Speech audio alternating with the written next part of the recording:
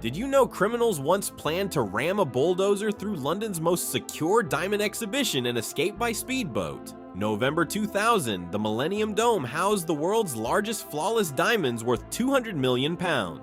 The gang's plan was brilliant. Drive an excavator straight through the walls, grab the gems in 90 seconds, then speed down the Thames to freedom. They spent months studying security patterns and escape routes. But on the day of the heist, armed police were waiting inside the exhibition. Their downfall? An undercover officer had been part of their crew for 6 months. The perfect inside job became the perfect setup.